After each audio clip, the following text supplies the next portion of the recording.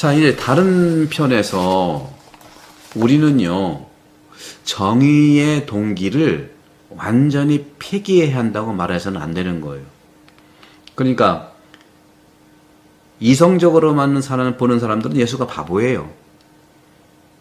그러니까 이런 그 정의의 동기를 완전히 폐기해야 한다고 말해서는 안 되는 겁니다. 그렇기 때문에 신학자들은요, 하느님께서 인간이 할 수 없는 것, 다시 말하면 정의와 자비, 이 두 가지가 모순 아니겠습니까? 의로움과 자비. 의로움은 정의고 자비는 용서고 그런 건데, 사랑인데, 이 두 가지 모순을 조화시킬 수 있다고 보여주는 것이 바로 우리 저 같은 신학자들이 강조해서 이해를 해드리는 겁니다. 우리는요, 죄를 지은 사람들에게 대해서는요, 부분적으로 정의롭고 부분적으로는 자유로울 수가 있어요. 어떤 때는 우리가 첫 번째 것, 다시 말하면 정의로운 부분들을 더 치중하고 강조하고요. 어떤 때는 두 번째 것, 자비와 용서와 사랑을 더 치중할 거예요. 그런데 이상적으로는요, 두 태도 사이에 적절한 중간 지점이 유지되는 겁니다. 그게 뭘까요? 그게 성령이세요, 성령. 그리스도의 십자가란 말이죠. 성령으로 인한 그리스도의 십자가가 정의와 자비를 동시에 짊어진 겁니다. 우리 성경경 어떻게 읽어요? 위에서 아래, 좌에서 우, 통합하는 거거든요. 한쪽으로 치우치면 안 되는 거예요. 하늘만, 땅만, 왼쪽만, 오른쪽만 안 됩니다. 그런 점에서 정의는 죽음에서 나타난 것이고요. 예수님은 정의로 돌아가신 거예요. 그러나 온전한 자비는 부활로서 나타났다는 거죠. 부활에서 나타난 겁니다. 모든 형벌로부터의 해방이 이루어진 거예요. 이러한 반대의 재결합, 성부와 성자와 하늘과 땅의 결합, 왼쪽과 오른쪽의 결합, 정의와 자비의 결합, 그리고 의로움과 용서의 결합인 겁니다. 이렇게 외부의 개입 없이 이 재결합은 어떠한 방법으로도 달성될 수가 없는 것이 현실이잖아요. 그렇기 때문에 교부들은요, 항상 악이라고 하는 것은 그것이 유래된 내부에서만 물리칠 수 있다고 경고했어요. 어떤 생각이 동의하지 않으면 실행이 안 되는 거예요. 악령으로부터 와서 생각이 나쁘게 됐다. 생각으로만 있고 실행 안 하면 되는 거예요. 밖에서부터 모든 정보가 보고 오고 하는 것을 통해서 우리는 실행하는 거거든요. 생각으로만 남고 마음의 결정 안 하면 되는 거예요. 이렇게 인간은 마음속에서 죄를 짓고 또 거기에서부터 악이 모든 인간 삶에 침투해서 하느님께 불순종으로 특징 지어진 겁니다. 이걸 우리가 잘 보시면 돼요. 그러니까 마음속에서 동의만 안 하면 돼요. 생각은 어떤 생각할 수 있잖아요. 마음이 중요하다. 마음의 결정. 그래서 마음이 순수해야 되고요. 마음을 계속 흘러보내야 됩니다. 정체되면 안 돼요. 그래서 주님 순환 성지주는 마음의 신학이다. 마음을 잘 공부해야 된다. 그래서 영혼 돌봄이 바로 그런 거고요. 4월 26일 날 여러분들 오전 10시부터 12시까지 대전 대흥동 주교다 성당에 있는 마리아 홀, 옛날에는 대강당이라고 그랬죠. 거기에서 영혼 돌봄에 대한 희망순례 특강을 하게 되었어요. 많이들 초대합니다. 오셔서 제가 이런 부분들에 대해서 말씀을 나눌 겁니다.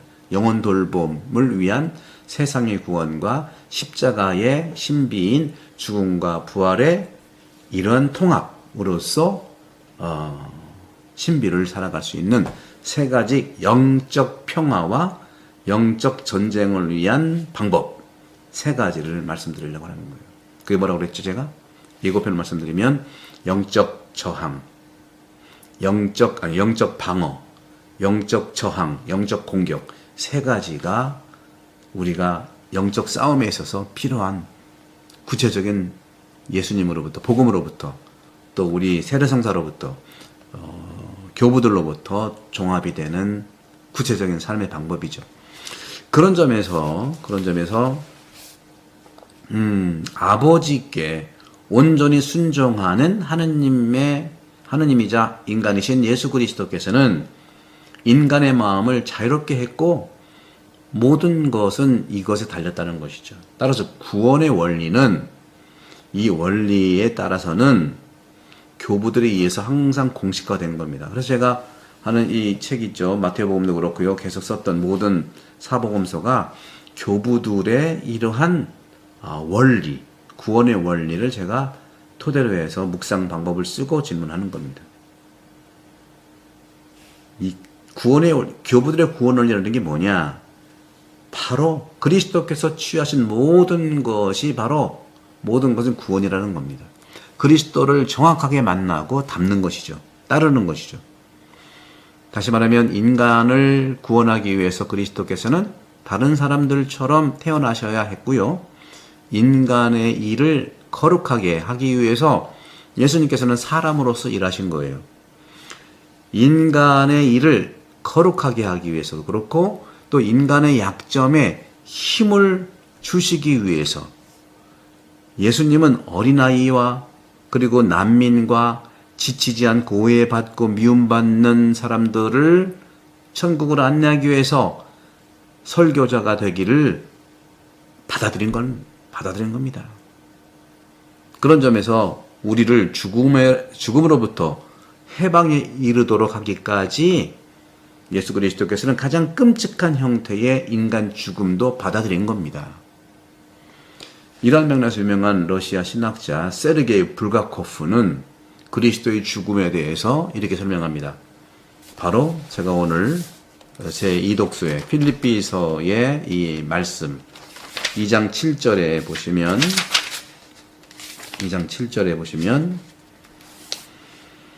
오히려 당신 자신을 비우시어 종의 모습을 취하시고 사람들과 같이 되셨습니다. 이거예요. 그분은 자신을 비워서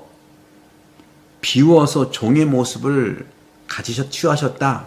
필립비서 2장 7절. 꼭 기억하십시오. 순환의 핵심 말씀이에요. 그리스도께서는요, 자신을 낮추셨다는 이런 말을 쓰거든요. 그리스어로 자신을 비우셨다는 거예요. 여기서, 히란말로 직역을 했네요. 우리는 당신 자신을 비우시어. 낮추셨다는 것은 비우셨다는 뜻입니다. 그런 점에서 우리는 이렇게, 인간의 삶을 살아가면서도 이 자유롭게 행동한 것이 나타나게 되었는데 바로 그것이 무엇이냐? 그 인간의 존엄성이라는 거예요. 자유롭게 나타나셨다는 거예요. 억지로 벌을 받은 것이 죄에 대한 벌이 아닌 거예요. 비워라 한 것은 벌이 아니라는 것이죠. 그런 점에서. 그렇기 때문에 우리가 다른 원의를 정말 조건적이지 않게 받아들일 때 마치 우리도 우리의 거룩한 정체성과 우리의 그 존엄성이 그렇게 존중받게 되는 거예요. 존중받게 되는 거죠. 따라서 하늘의 사람이 되신 아들이 바로 아버지를 향해서 간다는 거죠. 그러니까 여기서 중요한 것은 하늘에 계신 그 아버지를 향해서 그 아들이 가는 것이 바로 이러한 것이 비우는 모습이고 이것이야말로 이런 그 하늘과 같은 그리스도의 태도야말로 강생을 하셨고요. 그런 태도 강생하셨고 그리고 그것이 인간 삶으로 내려왔다는 겁니다. 변형됐다는 거예요. 그래서 우리는 이것을 할 수 있고 우리도 예수 그리스도의 순환 안에서 죽음 안에서 우리는 그것을 바라볼 수 있다는 겁니다. 순환과 죽음은 그런 거라는 것이죠. 그렇기 때문에 그 하늘에 계신 아버지와 같은, 즉 그리스도 역시 인간의 그러한 그 종 같은 삶을 살았고, 바로 예수 그리스도는 죽음과 그 순환 속에서 살았지만 하늘에 계신 아버지와 같은 것을 갖는 큰 행복을 느꼈다는 거죠. 부활을 우리는 보지 못하더라도 예수 그리스도의 손과 눈으로 볼 수 있는 겁니다. 그런 것들이, 따라서 저는 말씀드리고 싶은 것은 뭐냐, 하느님이고 인간이신 바로 이러한 그 모습 속에서 항상 하느님 안에서 모든 것은 동시에 이루어지는 것이다. 고통 속에서 행복은 너무나 모순되는 결합이잖아요. 그래서 신비로운 영혼만이 열광적으로 이것을 이해할 수 있습니다. 우리가 많이 아는 파드레 피오, 오상 받으신 그 신부님, 그 마지막 사진은 무엇을 시사할까요? 파드레 피오의 손에는 오상의 성흔과 행복한 미소, 정말 잊을 수 없는 그런 미소가 같이 있잖아요. 이런 경험을 되새기면서 우리도 교회와 함께 큰 이해심을 가지고 기도할 수 있고, 우리는 십자가의 길 하면서 십자가로 세상을 구원했다고 고백하잖아요. 십자가에 우리 구원이 있다고 고백했잖아요.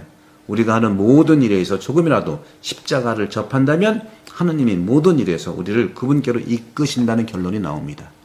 구독, 선교 부탁드리고 사순시기 막바지 행복하시기 바랍니다. 성부와 성자와 성령께서는 여러분 모두를 강복합니다. 감사합니다.